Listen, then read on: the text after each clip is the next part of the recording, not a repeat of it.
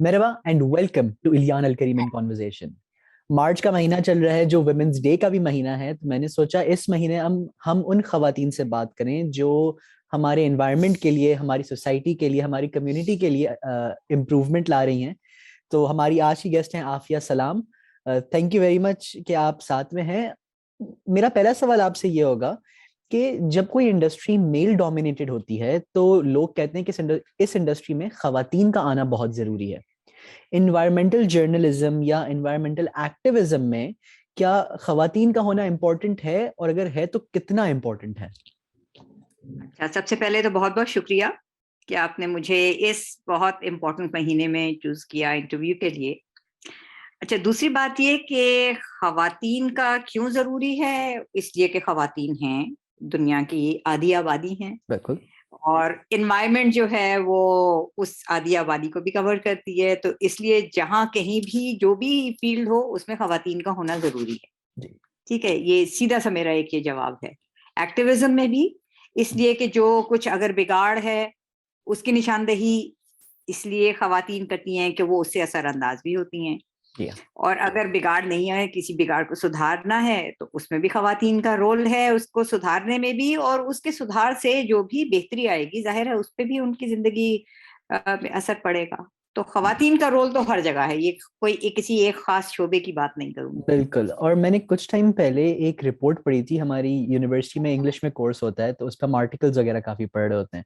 उसमें था कि 70% जो ग्लोबल वार्मिंग के इफेक्ट्स हैं और क्लाइमेट चेंज के इफेक्ट्स हैं वो खवातीन को ज्यादा अफेक्ट कर रहे हैं, क्योंकि वो डायरेक्टली इम्पैक्ट ज्यादा हो रहे हैं कंपेयर टू मेन। तो ये भी एक काफी बड़ी रीजनिंग है कि खवातीन का इस इंडस्ट्री में होना और इस बात पे काम करना बहुत इंपॉर्टेंट है। सही कह रहे हैं। देखिए, कल्चरली इसका असल वजह तो कल्चरल है, जाहिर है यस। बायोलॉजिकल नहीं है। खवातीन का जो माशरे के अंदर अक्सर तौर पे रोल, खास तौर पे जो पिदरशाही मुआशरे हैं जहाँ जो जिसको आप मेल डोमिनेटेड कह रहे हैं, वहां पे खवातीन का रोल कुछ इस किस्म का है कि वहां उस तरह से वो अपने आप को तैयार नहीं कर पाती हैं उन असरात से निपटने के लिए जिस तरह से एक मर्द के पास तैयारी होती है। Of course. और अगर आप कहें कि मैं एक छोटी सी मिसाल इसकी दे दूं, तो हमारे यहाँ जिस किस्म के डिजास्टर्स अभी भी आए हैं, मैं फ्यूचर की बात नहीं करती, हमारे पास 2010 में इतना बड़ा फ्लड आया था। हम अक्सर सुनते हैं कि साइक्लोन वार्निंग है या स्टॉर्म वार्निंग है। ये अल्लाह का शुक्र है कि कराची का बहुत बड़ा शहर जो है अब तक उनसे बचा हुआ है, लेकिन वो जब भी लैंडफॉल करते हैं उस तरह के तूफान, तो बदीन, ठट्ठा या हमारे जो बलूचिस्तान का कोस्ट है वहां करते हैं। जी। तो हमारे यहाँ कितनी खवातीन हैं जिनको तैरना आता है? आई हैव नो आइडिया कौन बट बच सकता है? मतलब हाउ मेनी गर्ल्स जो ग्रोन अप हियर, आपने कब देखा है उतनी तादाद में खवातीन को तैरते हुए? मैं नहीं। वो हाई सोसाइटी में जहाँ में स्विमिंग पूल्स का जिनका एक्सेस होता है एक तफरी के तौर पे, उसकी बात नहीं कर रही। उमूमी तौर पे आप बताइए कि अगर पानी घर के अंदर घुस आएगा तो मर्द उसमें से तैर के निकल जाएगा या औरत? So I leave that question here to just make people ponder कि आप सोचिए कि खवातीन के पास क्या वो वसाइल होते हैं या वो उनकी क्या वो तैयारी होती है माशरती तौर पे कि वो इस किस्म के किसी बहुत बड़े किसी हादसे से निपट सके। बिल्कुल। और पाकिस्तान की जनरली अगर हम बात करें तो पाकिस्तान इटसेल्फ कितने रिस्क पे है ग्लोबल वार्मिंग के इफेक्ट्स के लिए, और टॉप 5 रिस्क्स आप क्या कहेंगी कि पाकिस्तान फेस कर सकता है? देखिए, एक ग्लोबल वल्नरेबिलिटी इंडेक्स आता है हर साल यूएन क्लाइमेट चेंज कॉन्फ्रेंस से पहले। जर्मन वॉच एक इदारा है, वो बहुत साइंटिफिकली उसको मेजर करता है, बहुत से उसके वो पैरामीटर्स होते हैं। पिछले कम से कम 1.5 डेकेड में हम टॉप 10 ही में रहे। एक मर्तबा 12 तक स्लिप हुए थे, लेकिन उसके बाद से हम टॉप 10 में रहे हैं। और ये हमें समझने की जरूरत है कि दुनिया में तकरीबन कितने हैं, 186 countries, I think so, yes. तकरीबन इतने।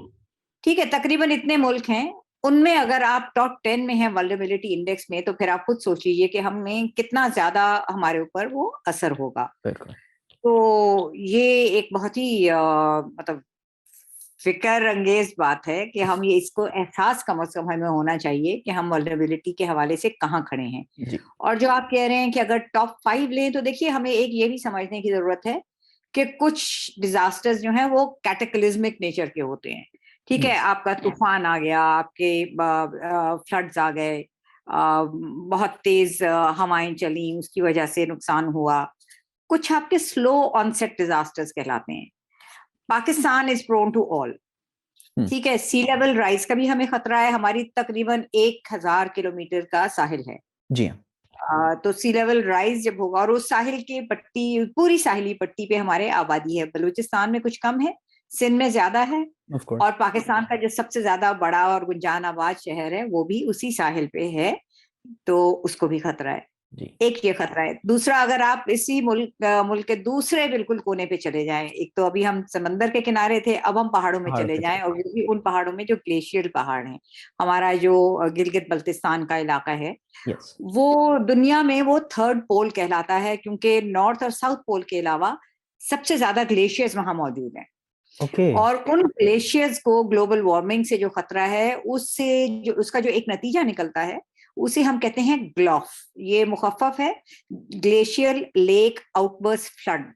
और उसमें होता यही है कि वो उसकी सतह, जब कुराए अर्ज की सतह गर्म होती है नीचे से, तो ऊपर तो आपको लगता है कि ग्लेशियर जो है वो बर्फ का तोदा है, नीचे से वो पिघलना शुरू करता है। पिघलते पिघलते जब वो ऊपर से बारिश होती है, तो बारिश का दर्जा हरारत बर्फ से ज्यादा है, जाहिर है, जब भी वो लिक्विड है और ये सॉलिड आइस है, तो उससे ऊपर की सतह की बर्फ भी वीक होके बहुत जोरदार धमाके से नीचे से पानी का रेला फटता है, मतलब वो ऊपर उसकी सरफेस फटती है, और पानी का रेला जो बहुत अंडर प्रेशर होता है वो तेजी से निकलता है, और वो तेज तुन जो सैलाब है वो चित्राल में और गिलगित में बहुत नुकसान पहुंचा चुका हुआ है। जानी नुकसान भी हुआ है, माली नुकसान भी हुआ है, घर खेत जानवर इंसान सब उसके रेले में बह चुके हैं। तो एक ये खतरा है। फिर हमारे यहाँ अभी 2 रोज पहले की बात है, अगर ट्विटर पे भी देखें, आपको उसकी कुछ मिलेंगी उसकी तस्वीर और वीडियोस। हमारे यहाँ एक सिलसिला शुरू हुआ है बारिश का, जो कि आप देखिए हमारी खड़ी फसलें होती हैं, तो वो मार्च में जाके तकरीबन तैयार होना शुरू होती हैं।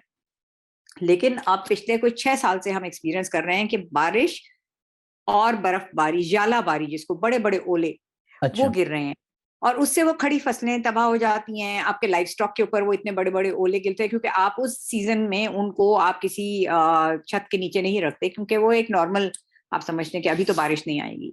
लेकिन उसकी वजह से हमें पिछले 6 साल से बहुत नुकसान हो रहा है, और ये इस बात की इंडिकेशन है कि आपका रेनफॉल साइकिल बदल रहा है। यस। मॉनसून भी हमारा नॉर्थ को शिफ्ट हो गया है, उसकी वजह से आपके शुमाल में ज्यादा बारिशें होने लग गई हैं। अच्छा, जब वहां ज्यादा बारिशें होने लग गई हैं, तो नीचे जो एरिडिटी है, जो एक खुश्क साली तो नहीं कहूंगी, उसके तो ड्राउट कहते हैं, लेकिन उसकी इसका पैटर्न डेवलप हो रहा है। डेजर्टिफिकेशन भी होती है। जब वो खुश्क होती है तो तेज हवा के साथ आपकी टॉप सॉइल, जो जरखेज जमीन है, वो भी मिट्टी उड़ जाती है, तो आपके वहां पे क्रॉप पैटर्न जो है वो चेंज हो जाता है, और आपकी फूड सिक्योरिटी भी कॉम्प्रोमाइज होती है। और इसी तरीके से आपके पानी का जो जखायर है, पानी की कमी हो जाएगी, जो कि प्रिडिक्टेड है। एक तो इसकी वजह यह है कि हमारे यहाँ पॉपुलेशन को कोई फैक्टर नहीं करता। जाहिर है, जब वसाइल आपके उतने ही हैं और उसी के ऊपर ज्यादा पॉपुलेशन का प्रेशर आएगा, तो वो पर कैपिटा आपकी जो क्वांटिटी है चीजों की, वो कम मिलेगी आपको। तो एज सच कम नहीं होता, लेकिन पर कैपिटा उसकी डिस्ट्रीब्यूशन जो है वो कम हो जाती है। तो ये बहुत बड़े मसाइल है। ये कहने को मैंने आपको सिर्फ 1 मिनट में ये 5 मसाइल बता दिए, लेकिन ये मसाइल बहुत बड़े हैं, क्योंकि हमारी जितनी भी आबादी की कॉन्सेंट्रेशन है वो अलोंग दीज रिवर्स है। हम एक अग्रेरियन कंट्री हैं, तो हमारे सारा जो दारोमदार है ज़राअत के ऊपर, वो सारा पैटर्न शिफ्ट हो रहा है, और अभी तक फार्मर्स उस तरह से उससे डील नहीं कर पाए। यस। और आपने वेदर पैटर्न्स की बात की, तो मेरा एक यहीं पे क्वेश्चन सामने है कि हम विंटर्स भी आगे होते जा रहे हैं। ये हम इंटरनेशनली देख रहे हैं कि विंटर्स जो अक्टूबर नवंबर में शुरू होते थे, अब वो दिसंबर की मिड में शुरू हो रहे हैं और जनवरी फरवरी तक चल रहे हैं। तो ये ऑब्वियसली क्लाइमेट चेंज का इम्पैक्ट तो है ही, लेकिन इससे और क्या इम्पैक्ट्स आ सकते हैं? देखिए, इससे आपका जो आपके क्रॉप्स हैं वो साइकिल आपका चेंज हो जाता है ना। जब आपका ये वेदर पैटर्न चेंज, आपके शॉर्ट विंटर्स हैं, लॉन्ग समर्स हैं, तो आपके जो विंटर क्रॉप्स हैं उनके लिए ये मसला होता है। दूसरी देखें, 2 और चीजें जो हैं जो मैं यहाँ जरूर मेंशन करना चाहूंगी, खासतौर पे एक जो अर्बन इश्यूज को लोग नहीं ज्यादा देखते, वो देखते हैं कि कंट्री साइड में क्या हो रहा है, ज़रूरी इलाकों में क्या हो रहा है। क्योंकि मेरा ताल्लुक कराची से है तो मैं इस चीज को बार बार एम्फसाइज करती हूँ, आप ही जैसी इस तरह की जो हमारे मुकालमे होते हैं उनमें, हीट वेव जो कराची में 2015 में जो हमने हीट वेव एक एक्सपीरियंस की थी, वो उसकी प्रिडिक्शन यही है कि टेम्परेचर चूंकि राइज हो रहा है तो ये फ्रीक्वेंटली होती रहेगी, और हमारी उसके सिलसिले में कतई कोई तैयारी नहीं है, ना उसके पहले से तैयारी कोई उसका मदावा करने का, ना उसको बाद में डील करने का। अभी तक मैंने तो कोई इस तरह की प्लानिंग नहीं देखी। प्लान हुआ था 2015 के बाद, लेकिन उसके बाद मैंने उसकी इम्प्लीमेंटेशन की तैयारी नहीं देखी है। ठीक है, तो ये चीज बहुत है। फॉग को भी आप एक तरह से कह सकते हैं, लेकिन उसमें ह्यूमन फैक्टर ज्यादा इन्वॉल्व हैं। उन चीजों को अगर हम कंट्रोल करें तो हो सकता है। बहरहाल वो मौसम तो ऐसा है कि उसमें आपके हेजी सा होता है, लेकिन जो जी उसके अंदर हम पोल्यूशन ऐड करते हैं तो वो आपके हेल्थ के उसके ऊपर बहुत ज्यादा इम्पैक्ट होते हैं, और ये सारी चीजें दूसरी चीजों पे इम्पैक्ट करती हैं। तो पूछा ना उससे क्या इम्पैक्ट होता है, जी दूसरी आपकी वाइल्ड लाइफ की हैबिटेट डिस्टर्ब हो जाती है। वो वहां से ना सिर्फ वो चरिंद परिंद माइग्रेट करते हैं, बल्कि कई आपकी प्लांट्स की स्पीशीज जो हैं वो भी वहां नहीं उग सकती हैं फिर, अगर इस तरह की उनकी हैबिटेट चेंज हो जाए। और सबसे बड़ा उसका असर ये होता है कि इंसान जहाँ रह रहे थे उनको वहां से मूव करना पड़ता है, और ये माइग्रेशन एक बहुत ही ट्रॉमेटिक अमल है। बिल्कुल बहुत ट्रॉमेटिक अमल है कि आप अपनी जगह आपको छोड़नी पड़ रही है, आप जिस जगह जा रहे हैं जाहिर है वो वैसी तो नहीं होगी जिस तरह से आपको रहने की आदत थी, आपके सोशल कॉन्टैक्ट जो हैं वो सारे राब्ते जो हैं वो टूट जाते हैं। जी। तो बहुत से इम्पैक्ट्स हैं इसके। और इस तरह के नेशनल इश्यूज जो होते हैं तो हमने देखा है कि गवर्नमेंट्स कमिटीज उस पर बनाती हैं, इस पर डिस्कशंस होती हैं, इसके सॉल्यूशन प्लान्स बनते हैं और काफी हद तक इम्प्लीमेंट करने की कोशिश भी होती है। तो क्या पाकिस्तान में ग्लोबल वार्मिंग या क्लाइमेट चेंज को लेके कोई ऐसी कमेटी है, और अगर है तो उस पर क्या काम चल रहा है? देखिए, ये आई नो कि आम लोगों को वो नजर नहीं आता कि अच्छा कमेटी बना दी क्या हुआ उससे। ये वो चीज नहीं है कि आपको कोई क्विक फिक्स नजर आए, बिल्कुल। है नहीं ना ऐसा कि वो हर एक के नजर के सामने वो चीजें हों। और दूसरी बात ये कि हुकूमती मशीनरी बड़ी होती है, स्लो मूविंग होती है। डिजास्टर के जमाने में भी हमने देखा है कि बहुत स्लो मूविंग होती है, तो हम्म। आम दिनों में तो वैसे ही उसका जो नॉर्मल साइकिल होता है वो। लेकिन हमारी 2012 में क्लाइमेट चेंज पहली पॉलिसी आई थी, उसके साथ उसका इम्प्लीमेंटेशन फ्रेमवर्क आ गया था। 2021 में हमारी उसी पॉलिसी की रिवीजन हो गई है। ओके। हमने जो हुकूमत जो आलमी फोरम है इसका कॉप का, वो वहाँ पे हमने जो सबमिट की हैं अपनी, उनको कहते हैं एनडीसीज, नेशनली हम्म। डिटरमिन्ड कंट्रीब्यूशंस, कि हम एमिशंस में कितनी कमी लाएंगे, हम अपना कितना हिस्सा डालेंगे इस ग्लोबल वार्मिंग को कम करने के लिए। हालांकि हमारी कंट्रीब्यूशन बहुत कम है ग्लोबल वार्मिंग में, यस। 1% भी नहीं है। 1% भी ठीक है, नहीं। उसके बावजूद ये हमारी कमिटमेंट है दुनिया के साथ कि हम इसमें भी मजीद कमी लाने की कोशिश करेंगे, लेकिन अपने लोगों की कॉस्ट पे नहीं। हम पहले अपने आप को एक खास लेवल तक पहुंचाना चाहते हैं, गुर्बत से निकालना चाहते हैं लोगों को, और उसके बाद करेंगे। तो ये तमाम इकदाम किए हैं। अब सूबाई सतहों पे भी उसकी उसी तरह की पॉलिसीज बन रही हैं, कमेटीज भी बनी होती हैं। अनफॉर्चुनेटली जो हमारे नेशनल लेवल पे है वहां पे जरा स्लो है मामला। कमेटी है बनी हुई है पिछले 3 साल से, वो मिलती नहीं है। लेकिन कुछ इकदाम हो भी रहे हैं, लेकिन उतने नहीं जितने के हो सकते हैं। मैं ये ऑफ नहीं कहूंगी कोर्स। कि होने चाहिए, क्योंकि I mean I am not in a position to जज और कॉल फॉर एनीथिंग, लेकिन मुझे ये मालूम है कि जो जो फोरम बने थे, जो जो मैकेनिज्म बने थे कि जहाँ कहाँ बैठ के इस तरह की डिस्कशन होंगी और उसके जरिए फिर कुछ इकदाम लिए जाएंगे, अगर वो तमाम उसी तरह से फाल हों तो शायद आपको और ज्यादा बेहतरी नजर आए। ठीक है।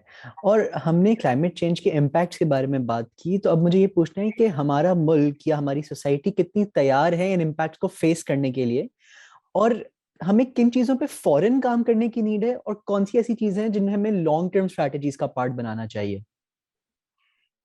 देखिए, दोनों चीजें साथ साथ चलेंगी। हमारी कुछ चीजें फौरन होंगी तो लॉन्ग टर्म उसके इम्पैक्ट जी नजर हाँ। आएंगे। ठीक है ना। अब मैं अगर जो मैंने पहले बातें की थी और जिस चीज का जिक्र मैंने आखिर में किया था, हम्म। अगर उसको फ्लिप करूं मैं और कहूं कि पॉपुलेशन प्लानिंग अगर पहले की जाए, अब ये कोई फौरी फिक्स नहीं हो सकता। बिल्कुल। ये पिछले 70 साल से इस पे कोशिश हो रही है और 75 साल से नाकामी हो रही है। जी। ठीक है, बिल्कुल परसेंटेज पॉइंट फर्क आ रहा है, वो भी कुछ इलाकों में आता है, हम्म। दूसरे इलाकों में बढ़ जाता है हमारे जो ग्राफ है। तो सो अगर ये चीज हम फिक्स नहीं करते तो बाकी जो कुछ भी हम करेंगे ये एक ऐसी प्रॉब्लम है जो तमाम इकदाम को ओवरटेक कर लेगी। यस। और कर रही है, करती आ रही है। डिजास्टर प्रिपेयर्डनेस बहुत जरूरी है हमारे, क्योंकि ये एक तो तय है कि ये इस तरह के डिजास्टर्स आएंगे। अच्छा, आगाही के ऊपर अनफॉर्चुनेटली उतना जोर नहीं दिया जा रहा जितना कि देना चाहिए। ये मैं, अगर मेरा ताल्लुक आगाही से ना होता, मैं जर्नलिस्ट ना होती, या कम्युनिकेशंस की, डेवलपमेंट कम्युनिकेशन की दूसरी फील्ड्स के अंदर से मेरा ताल्लुक ना होता, तो प्रोबेबली अगर मैं एक एनालिसिस दे रही होती तो तब भी मैं यही बात करती कि इसके बारे में हर लेवल पे आगाही की जरूरत है। और हुकूमत के जितने भी इदारे हैं, डिपार्टमेंट्स हैं, मिनिस्ट्रीज हैं, उनमें से ये ऐसा नहीं हो सकता कि आप मिनिस्ट्री ऑफ क्लाइमेट चेंज के लिए मुख्तस कर दें कि ये इनका काम है। नहीं, अगर आपकी, यस, सबका काम है, क्योंकि ये सब पे इम्पैक्ट कर रहा है। इसमें कैसे हो सकता है कि फिशरीज, फॉरेस्ट्री डिपार्टमेंट उनको अलग रहे और मिनिस्ट्री ऑफ क्लाइमेट चेंज सिर्फ कोई काम करे? या ये तो चले फिर इससे मुताल्लिक लगते हैं लोगों को, इसका एक नेचुरल नेक्सस नजर आता है ना। मिनिस्ट्री जो आपकी ट्रांसपोर्टेशन की पॉलिसी बनाती है, या जो आपकी मिनिस्ट्री ऑफ पेट्रोलियम है, उसका इससे क्या ताल्लुक है? अगर कोई पूछे तो भाई, पेट्रोलियम की मसनूआत की आलूदगी का जो लेवल है हमारे यहाँ, अगर उसको कम करें तो हो सकता है ये जो 5 महीने हमारे मुल्क की इकोनॉमी और हेल्थ सफर करती है, जो हमारी प्लेन्स में स्मॉग होती है, वो ना हो। तो देखने में कोई नेक्सस आपको नहीं मालूम होता कि क्लाइमेट चेंज और मिनिस्ट्री ऑफ ट्रांसपोर्ट या मिनिस्ट्री ऑफ पेट्रोलियम का क्या ताल्लुक है, लेकिन ताल्लुक है। तो हर एक का ताल्लुक है इसमें, ठीक है। ये हमें ये असल चीज ये है कि हर एक को इसमें एक स्टेक होल्डर के तौर पे अपने आप को देखने की जरूरत है। बिल्कुल, और आई थिंक अवेयरनेस से ही होगा कि जिस तरह से कुछ टाइम पहले रिसाइकलिंग पे बहुत बात चली थी, तो वो 3 Rs का पूरा कॉन्सेप्ट दुनिया भर में फैला है, और उससे ये इम्प्रूवमेंट कुछ हद तक आई है, और दुनिया भर में ये देखी भी गई है कि अब लोग फॉलो करते हैं खुद ही। तो आई थिंक वक्त के साथ अगर ये अवेयरनेस फैलाई जाएगी तो लोग ऑटोमेटिकली इन चीजों पे काम करना शुरू कर देंगे, और फिर हम इम्प्रूवमेंट लिटिल बाय लिटिल जरूर देखेंगे। देखें, दोनों चीजें हैं इसमें। अवेयरनेस तो मुस्तकिल होते रहनी चाहिए, लेकिन उसके साथ साथ जो इदारों की जिम्मेदारी है वो भी उनको पूरी करनी होगी। आलूदगी अगर हो रही है तो आलूदा जो कर रहे हैं उनके पीछे उन इदारों को जाना है। आगाही सिर्फ ऐसे ही नहीं है कि आप आम आवाम तक दे रहे हैं, वो ही आम आवाम में से कुछ अफराद जो हैं उन इदारों में काम करते हैं जहां से आलूदगी आपके सिस्टम का हिस्सा बनती है। ट्रीटमेंट प्लांट नहीं बनते उन फैक्ट्रियों के अंदर, उनकी चिमनियों से धुआं जाता है। तो ये मसला सबका है।